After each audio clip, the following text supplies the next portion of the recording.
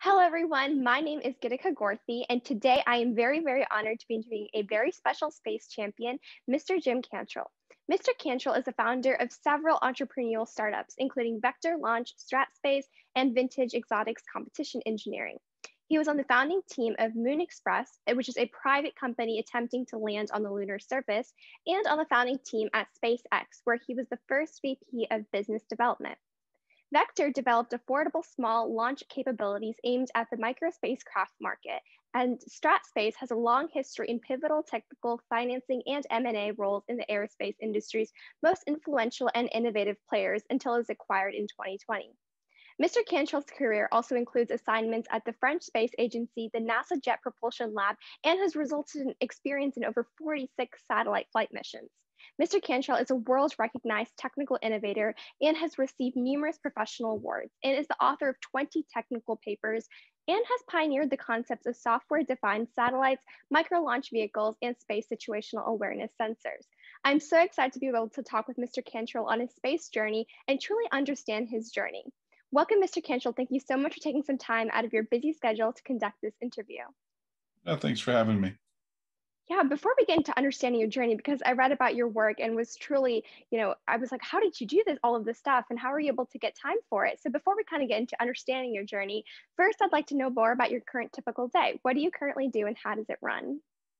Yeah, so typical day is mostly spent on the phone. It's not what I originally signed up to do, but that's how things get done these days. And so, I most of my life I was waking up at like 5 o'clock, and as I've gotten older, I'm tending to sleep in a little bit more. So, but the mornings are the most productive for me, and quiet is something I relish. So I try not to take meetings too early in the morning anymore, just so I can get things done. But it's a lot of phone calls, a lot of Zoom meetings, and in the balance of things, I used to spend most of my days on airplanes going from place to place. And Monday morning was, where am I going this week? And Friday evening was, hopefully I can get home to be with my family. So that's a typical day these days, and I've actually welcomed the changes from COVID because I don't have to get on planes anymore. Yeah, it's really, I think one of the best parts about being in the space industry specifically is I feel like every day is different and new, whether it be in the business side of talking with new startup companies or new individuals, hearing new ideas, and getting involved with the rapid technological change in the space industry. It's always so exciting. Yeah, it is. No, it's a pretty dynamic industry, and I like to think of it as something that we're really on just the very beginning of. Much like the new world was in the 1500s, and we're like the Spaniards standing on the shores of Spain, watching the galleons go back and forth to the new world. So it's very exciting. It hasn't always been that way, but it's really started to get dynamic with a lot of the commercial money coming in. Yes, that's definitely true. And throughout your space journey, and you've been a part of different companies and different projects. So I'm curious to hear, what is the most exciting project or research, if you had to pick one, that you have worked on or are currently working on? Yeah, that's like asking somebody what their favorite child is, right? It's really tough. There are a lot of very interesting things I've worked on. Perhaps the one that I'm most proud of, I guess, is Light Sail 1 and 2, and that was a small solar sail mission, completely privately funded through the Planetary Society, and we did, with several $1 million, what NASA to that point hadn't been able to do for tens of millions of dollars they tried. But we put together a little small CubeSat and deployed a very large solar sail from it. And it's still up there flying now. It launched on the first Falcon Heavy that went up, as we can all remember, the Tesla that got launched. It launched alongside of that, which was kind of interesting to see in that in and of itself. And so I'm very proud of that. I'm also, proud of my very small but significant, I guess, early involvement in SpaceX and what that's become. Back in the day, it didn't seem like much, and it seemed like kind of a crazy idea. And those who stuck with it really deserve the credit for making it work. But to have that little touch with history has been one of those things that's really been fundamental. In recognizing what you've done in life. Yeah, definitely. And that kind of leads me to my next question, which is, as the first vice president of business development at SpaceX, What really was your role? And was it difficult to grow the company from the business aspect and get contracts with government organizations such as NASA? Because before, it seemed like the space industry was really restricted.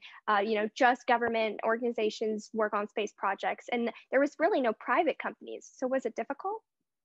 Yeah, so the title of business development actually was sort of future looking, right? And we knew at some point that we would go after government business, but my role started very early on, very technical with Elon back in July of 2001. And he originally, the SpaceX started with the idea of a mission to Mars, and we had to go buy rockets for it. So I helped architect the mission to Mars, and I helped try and decide which rockets would work for us. And so we then went over to Russia on their famous trips over there, and then it was as a result of those trips where we were unsuccessful in buying the rockets that Elon decided to build the rocket himself. So then that's when we started SpaceX, and that was around December of 2001. And so my role then became somewhat of a team builder. And a lot of the guys I had brought in to do the Mars mission were amateur rocketry people. And that is the core of what became SpaceX. And so recruiting other people out of the industry that I knew were good was part of my job. Other part of my job was putting together contracts with companies that we needed to do business with. For example, we had Barbara Nichols, who was building the turbo machinery for the engines we were building, and others who were testing and so forth. So it was what we call jack of all trades, and there was some technical involvement, helping to architect the Falcon 1 and Falcon 5, which Falcon 5 became the Falcon 9. But we really didn't get around to actually going after business with NASA at that point. Most people were laughing at us that we were even trying to do what we were doing. So it was a little too early for the business development side of it. Yeah. It's amazing to see how people who are once laughing are probably, they're very in awe of how much SpaceX has grown and become so heavily involved in the space industry and is providing hope for so many new avenues in the space business. I think it's really cool to see how much SpaceX has really opened doors for so many new ideas and projects. Well, yeah, it's funny you mentioned that some of the people that laughed at us back then, became not convinced, but they had to shut up when Elon and SpaceX were successful. And there were a lot of accusations early on about Elon being dishonest, and he was spending his own money, so I think it was pretty hard to make it stick. But eventually when it got to working, even some of these people secretly wished for them to fail. And there was a certain amount of the industry, particularly the government-based industry, that really didn't want to see this work. It was not in their interests, and but it has. And there's others who were naysayers 20 years ago who are now, oh yeah, SpaceX is the greatest thing in the world. So you can have that spectrum of people there. But you're right. SpaceX has done a number of things that are pretty fundamental. One is made space safe for investing. So Elon proved that you could do a high capital expense industry like rockets on venture capital. A lot of it is owned, some of it other people's, and to make a very, very successful, very valuable business. I think SpaceX is valued somewhere north of $50 billion now, which is a lot of money in anybody's book. And they've done this all with very little dilution from investment and so forth. And then you look at the technical achievements; they're terrific. And he's created a whole new economic system of what I call reusable large launch, and this has drastically disrupted the whole launch industry and brought the prices down and the capabilities and the pace up. Yeah, I definitely agree with what you were saying on that. And, when you were beginning, a few years ago, maybe 20, 30 years ago, did you ever imagine space to have so much commercialization as it does now? Not at all. No, when I first got into the business, it was purely state driven, nation state owned, because the nation states were the only ones that had enough money to really do most of these things. The bad part of that was that the nation states weren't very efficient at it, and everything was expensive and slow. And so you might get into the business in space as an engineer and get one or two projects in your career because they would last 10 or 15 years. And that seemed, sort of unsatisfactory to me. And one of the reasons why I started wandering off into these entrepreneurial efforts, because I wanted to actually do something, and I wanted to do a lot of things. And it seemed like time was my biggest limitation. So, in the early days, commercial space existed 20 or 30 years ago, but it was a fairly mature, large business, much like government was slow, but faster than government in any case. And so this modern era of what we call new space is really exciting because the churn of ideas is much faster. The churn of companies are much faster. People are taking more risks. And that's where it gets interesting, is drawing in a lot more talent. And there's a lot of young people who are excited about it again. And I used to worry that, by the time I reached this age, there'd be no young people interested in space, but it's turned out to be quite the opposite. So I'm quite happy to see that. Yeah, I feel like every day I go on social media or Twitter, I feel like the number of space enthusiasts only exponentially grows, and that's very exciting for the future of the industry. And so throughout your experience in the space industry from, decades ago to the future, what do you think the future of transportation and space exploration is going to be like? Well, it's very interesting to think about. The answers we really don't know, but where I see it going in the next 20 or 30 years is, as I said earlier, SpaceX has this large reusable launch economy, and I think the other competitor of at least an economic system is small mass manufactured launch vehicles. And if you look at terrestrial transportation, we have some analogs. We have large trucks. We have aircraft. We have boats and so forth, and then we have personal vehicles on the other hand. So I think it's going to bifurcate in probably those two areas. And there's a lot of people that agree with me on that because there's a lot of money going into small launch. And some of these small launchers, interestingly, are graduating up into competing with SpaceX. So there is an economic model there where SpaceX is going to get challenged, and they won't be a monopoly forever. So we'll see those two camps grow. And then the thing that's going to be very interesting is to see point to point on the Earth, not just Earth to space, but Earth to Earth through space. And things like Starship, I think that's one of the things they're looking at. Imagine being able to go from New York City to Tokyo in 1 hour and come back in the same day. This starts to change the way humans interact in the same way that the internet has created, this massive flow of knowledge. I think this sort of thing will be game changing to the way we access space and use space. So, that's been in the latter part of my career. My real goal is, to put into concrete, if you will, and this capability that people can launch all the time. And I think that's fundamental to changing the future of space transportation. Yeah, those are some amazing insights and perspectives. I think that's definitely something that always excites me as well about the future of the space industry, and can't wait to see where it does go.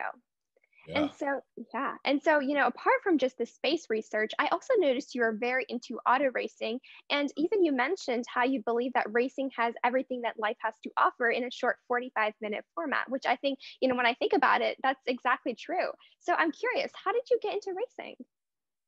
Well, it started when I was very young, and every time my parents would want to take me for a picture, those pictures when you're a little kid and you have a tie or some clothes you don't want to wear, they'd have to buy me a car. So I've always been fascinated with things that move since I was a small child, and I graduated into actually building what we called soapbox derby cars, little wooden go-karts. I grew up on a farm in California. We had a house on a hill, so we had a nice downhill driveway, and we used to race go-karts. We'd build them, steal the wheels off our dad's lawnmowers, and much to their displeasure, and race them down the hills. So that graduated into real go-karts when I was young and racing those. And so I've been doing it all my life. And as I've gotten older and made more money, it's just a place to put your money. So I spend a fairly large fraction of my disposable income on racing cars because that's what I love to do. Yeah. And so how were you able to kind of diverge? I mean, did you ever consider a career in racing, or was space always a career you knew you wanted to do? Yeah, I've the last 15 years, I've had this sort of bifurcated career of a little bit in racing and a lot in space. And there was a point about 2012 where I walked away from the industry, where I was the space industry. I was just tired of it. I was tired of the government domination and not getting anything done. And there were a few startups that were starting to come around, but I became philosophically opposed to the Gulf War and what was going on there, and I just didn't want to help it anymore. So I actually went off 100% into racing and did fairly well for a couple of years and won everything I could afford to win because it's a game of money. Racing is, as it turns out, and so I satiated that curiosity of mine, what it would be like to do that full time, and then I started to get inquiries from some of these startups. They wanted my help because I'd helped a company called Skybox Imaging get started. We sold it to Google for what, $500 million, and that planted another seed behind SpaceX that started some of this other investment. So I became popular with some of these guys. So I helped ICEYE start up, for example, and Moon Express you mentioned, and a number of other companies like that. And I found something interesting again, and that's what drew my energy and my interest back off into space, which was this innovation that was happening in space. But for me, racing was just as interesting because there was a lot of innovation going on there. You could control it. It was something you could put together with small teams of people, and that's the way I kind of like to work. I'm not a big company kind of person, so I was very attracted to that because it looked very entrepreneurial, like a lot of these space companies do today. Yeah, I mean, what you said kind of reminded me of my younger brother. I mean, every time he does something, he's like, "Can I have a toy car? Can I have a toy car?" And so I'm sure a lot of young students, especially a little young boys, can really relate with what you were saying. I think the factor of innovation and, a lot of the childhood memories we have really drive our interest and enthusiasm as well as hobbies. So I'm really glad that you were able to pursue racing. Thank you. Yeah. And I've also noticed, like earlier in the interview, you were mentioning how you would get on planes and you would see, like, oh, where am I going next week or the week after?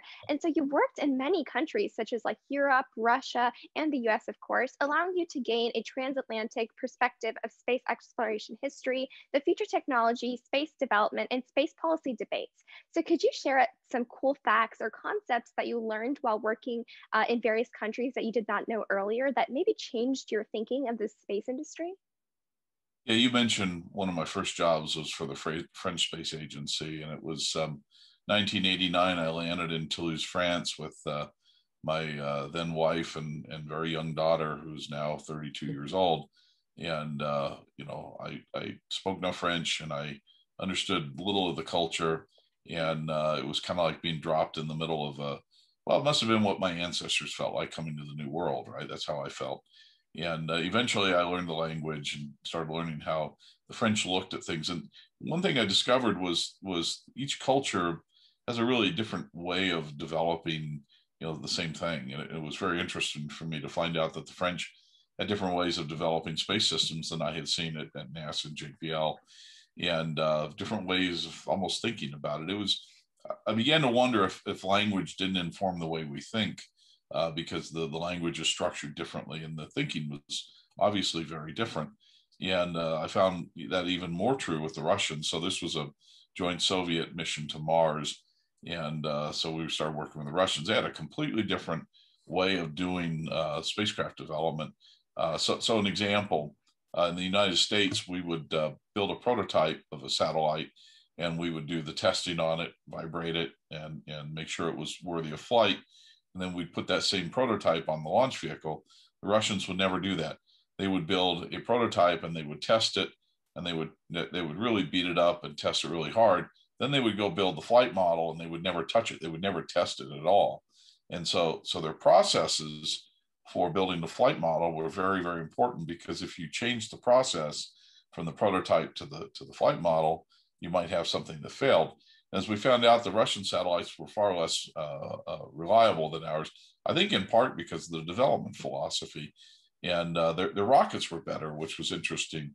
So as you start digging into that, they got the Germans, who were better at the propulsion, and we got the Germans who weren't as good at the propulsion. They were good, but the Russians got the better Germans, and so they had really better rockets than we did for many, many years. But when I first started going to the Russian launch site in Baikonur, I was stunned at how crude everything was. Even though they got the better rocket scientists, the workmanship on everything, including especially things like the launch site, and the gantries, and it was just very crude. And the metal had rough edges cut on it. You had to be careful not to snag your clothes on the poorly cut metal. And I made a comment to one of my French colleagues. This was during Glasnost, which was a period of openness, and I said, wow, things have deteriorated over the last 10 years. And he said, no, my friend, it's been this way since the very beginning, right? It never was better. So the Russians really had this very practical sense of how to make things work out of very little, that they had in the country. So that was my big eye opener. I'd grown up thinking that the Soviets were 13 feet tall and, superhuman and all these sort of things that our media had taught us they were, and they really weren't. They were no different than you and I. And in fact, they lived in a very poor country without infrastructure. And, the communists had drugged the country from this feudal kind of existence in the late 1800s, early 1900s into, a modern era, but they had a long way to go. And it's still that way. Russia's got a long way to modernize. So I came back to the United States realizing how really terrific we have it here, and how much infrastructure we have, and how much more efficient everything is because of that infrastructure, all the way from just getting your food at the store to building satellites and launching them into space. And that's why America remains this beacon of freedom and light and innovation. This is where it all occurs, because we built the place where it can happen. And it's much harder to do when you're trying to worry about your everyday existence in places like Russia. So no surprise how these things have turned out. Yeah, thank you for sharing that, because I feel like, there's this, before you told me, I would assume that every other, government, especially government space agencies around the world, would have those minimum procedures or standards. So it's very shocking to hear that they aren't. So, that's a very interesting insight that I didn't know. And so a lot of people that I've talked to were also very interested in, a joint project where between different countries, different space agencies would work together towards a future mission, like the one sending humans to Mars, because it requires a huge budget. Being able to work together collaboratively, a lot of people are hoping that would happen. So, what are your thoughts on potentially, different or agencies working together? Yeah, so my job in France actually kind of came out of that early philosophy. There were a number of people during the late Cold War who were trying to get the Soviets and the Americans to cooperate in space to go to Mars, like you said, with the idea that it would promote peace. And the concept of war in the late Cold War was different than it is today. I mean, we were looking at nuclear annihilation of each other if war broke out, rather than the rather limited wars. Even though they're very destructive, they're limited compared to a nuclear exchange. So the stakes were very high. There's a lot of people with very strong feelings on both sides, and I sort of wandered into it as a fresh out of college graduate, really not being political at all, and sort of ended up in the middle of this historic struggle and saw it firsthand. And what was kind of clear to me after a while was that there were people who wished it for political reasons on both sides, but mostly American side. But there was a practical attraction because, again, the Russians had at that time the better rockets, and we had the better spacecraft. So it kind of made technical sense.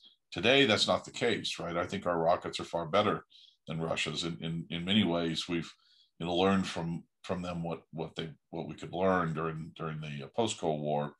But again, SpaceX and these other companies that come along have really improved the breed. So that's really not the case anymore. So I doubt you'll see a lot of that sort of talk happening. The politics for it have really changed. Arguably you could say that the Chinese and the U.S. should go, but the geopolitical dynamics between those two countries right now is poisonous. So you're not going to see that anytime soon. What you will see, I think, in addresses this cost issue, is, and NASA's starting to realize this, that the commercial industry can do it far cheaper, more efficiently. So there'll be a partnership between commercial and government on this. I can definitely see that happening. I think, there'll be more reliance on private space companies such as SpaceX to really, decrease the budget. And so I definitely understand where you're coming from. Yeah. And so I also read that you wrote the amazing book, Breaking All the Rules, the inside story of the new race to space. And so I'm curious, what was your inspiration behind writing the book?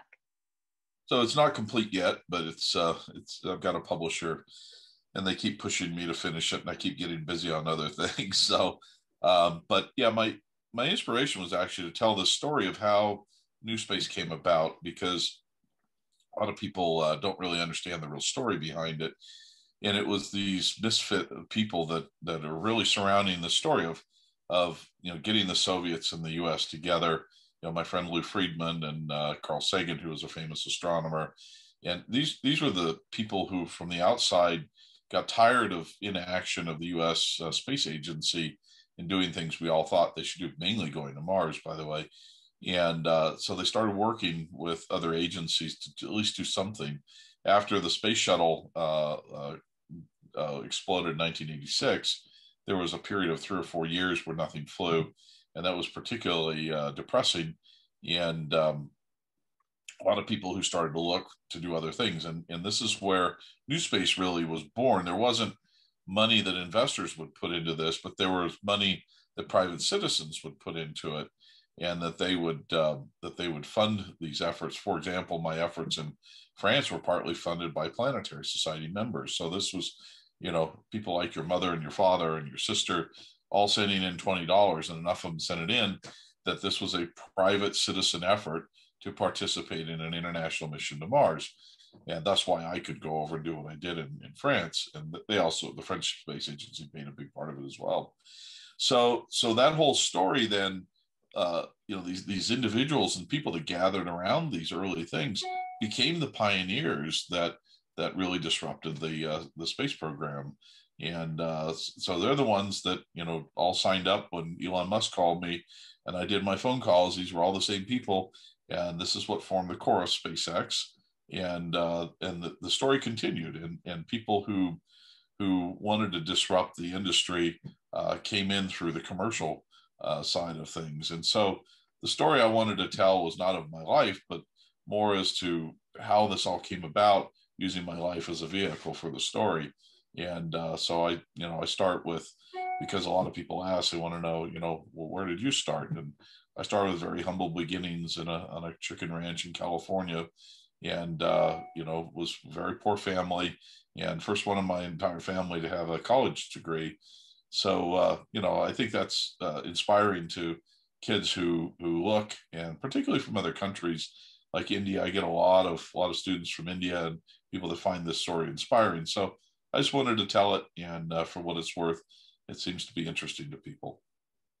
Yeah, thank you for sharing that. I mean, I work, the main mission of IgnitedThinkers when I started in 8th grade was really to spread space education to all, regardless of their background. I feel like a lot of students are not given the opportunity to really pursue their passion in the space education sector. And I feel like furthering that is so important. And, it's really nice to see that regardless of whatever obstacles you had, you were able to push beyond that and use whatever you had to your advantage. I think that's very inspirational for many of the kids who are going through the same situation that you were in. And I think it's just a successful story and example to everyone that, you did it so they can do it. And, Right. that leads me to learning more about your story. Did you always imagine yourself in the position you are in today, or did you have some twists and turns in your journey? Oh, every day's a twist and turn, frankly. No, I mean, when I was young, all I knew was my family. My dad delivered uniforms. My mother managed a hospital, and I had my grandparents. Both of them lived on the same property with us, and that was the life we led, and very agrarian kind of blue collar life. And I was curious about science and those sort of things, but never saw myself involved in the space industry at all. And I did watch public broadcasting had this thing called Cosmos. I think there's a new version of the series out, but Carl Sagan was the original one who starred in it. And I can remember watching that one summer, and it just ignited my interest in science, right? And I'm grateful to Carl for that. But you know, it was one of those things that really changed my life, and I became very interested in engineering and things like that. Always imagined that I would, you know, then, you know, I started thinking about cars and, you know, going to Detroit and working for them. But it wasn't until I actually went and got into college in about 1983 that I started thinking about, you know, actually working for General Motors or something like that. But one day, you know, literally walking down the hall at college, I saw this poster in the hallway, and it had this NASA sponsored design course that they were offering, you know, to design a Mars rover, and it was funded by NASA. And at the end of the course, you go to Washington D.C. and you present your design to these NASA engineers, and you got course credit for it, but you also had this opportunity for a internship. So I just thought, you know, hey, you know, a car on Mars, isn't that great? And so that's what I started to look into. And I went upstairs. I remember Dr. Frank Red was teaching the class, and he was a retired colonel from the Air Force. And I was so intimidated, but yet, you know, it was this curiosity that drove me up there. And I knocked on his door, you know, and he had it cracked open just a hair. And he sort of yelled, I thought. He says, "Yeah," like that. And I opened the door, and he swivels around in his chair, and he gives me this look, you know, and it was one of these looks where he looks you up and down, you know. Then he says, "How can I help you, son?" You know, so I started, you know, just blabbering on about how I could, you know, used to build go-karts, and I build cars, and I could fix anything, and, you know, I'd like to help on this rover. And, you know, and after a few minutes of, you know, nonstop blabbering, he says, okay, you're in, you know. So that was like my sort of entrance into the thing. And I became a bit of an overachiever in the course, and did so well, in fact, that I became the guy who got the internship. And that's how I met all my crazy compatriots that were working with the Soviets. So while I was doing this NASA internship, Lou Friedman and Carl Sagan and a guy named Bruce Murray, who used to run JPL, they would show up, you know, sort of in some of these meetings informally, and informally introduced us to the Soviets and the French, and just one thing led to another, you know. So I never imagined, you know, doing any of this, and I never imagined, you know, being involved with somebody like Elon Musk. In fact, when he called, it just seemed like another phone call. It didn't seem out of the ordinary at all. Nothing historic, as I've discovered, seems historic at the time. It just seems like something you do, right? So in your life, you have to just do those things that you find to be right, you know, and you have to follow your passion. And that's where, you know, things happen, is when you're passionate about it and you're good at it and people need it. Then the money happens. You don't worry about the money. I've never been chasing money really in my career. So it's happened, and I've done well, but it's not because that's what I was trying to do. That is an inspirational story for every, single person out there to be able to listen and understand. There's always that mentor or that opportunity that really ignites all of our passion into space, really, and propels us forward.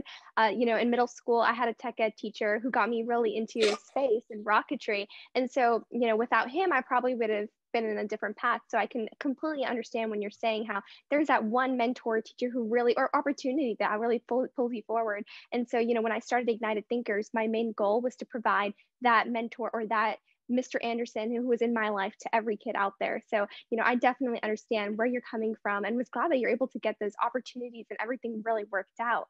And throughout the process, did you have any obstacles in pursuing your passion? And if so, how did you overcome them? Yeah, most of the obstacles came from in here, you know, and just not believing that you could do it. And every almost everything I've ever attempted has been hard. So in that sense, it's, an obstacle is what you're sort of doing in engineering. You're problem solving, but yeah, going to France was tough. Learning the language, learning the culture, dealing with it was a different culture. It was a very aggressive culture. I grew up in this sort of soft American, let's all talk about it and think about it, consensus oriented engineering culture. And the French, they're like a bunch of dogs. They chew on each other. And at the end of the day, they stop, and whoever chews the hardest gets the decision. So I found that I had to get in and fight. I became very, very aggressive as a result of that experience, and even more so with the Russians. That's a very aggressive dog eat dog kind of culture.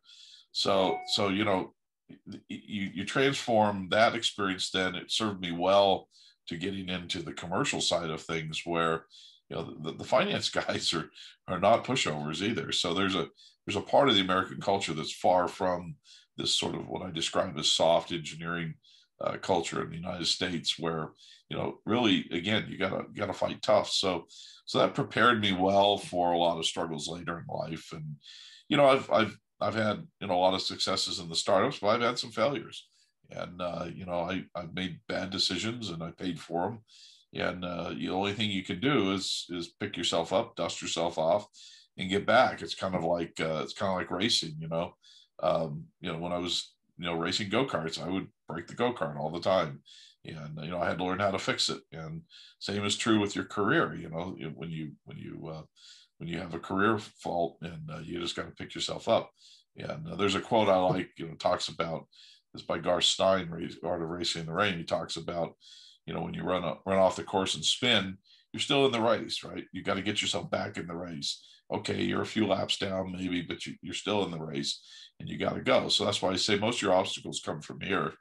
And we create our own obstacles that stop our success. I think if we think differently about ourselves, have more confidence in ourselves, particularly when we're young, your age, really the sky's the limit as to what you guys want to do. And that's the big message I want to get out. Yeah, I think that every one of us should always remember what your advice was, which is, life is really like a racetrack, and it's always important and it's always important to like get back in the race because you're already in it, and being able to continue and, understanding the importance of picking yourself back up and continuing the journey and learning from your past mistakes to grow yourself is really important. And so that leads me to my last question for you, which is, what advice, which you already kind of mentioned, do you have for young students regarding their pursuit of a passion in the STEM field or the space industry? Something that you wish you knew when you were a young student that you learned later in life. That's a really good question. Yeah, so I really wish that I knew to trust my own instincts and learn to trust myself and what I knew to be right. When you know right here when something's right or wrong, you talk yourself out of it sometimes. And when you're young, you have too many people and too many things that influence you that you don't have enough experience to filter out and to say, no, that's not important.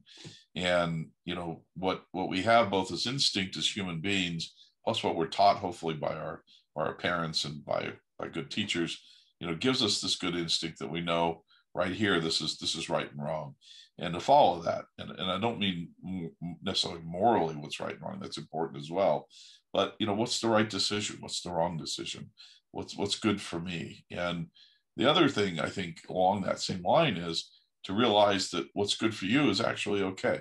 It's okay to be, I won't even call it self-centered or selfish, but to be self-promoting, to be thinking about your own good, because if you don't, nobody else will.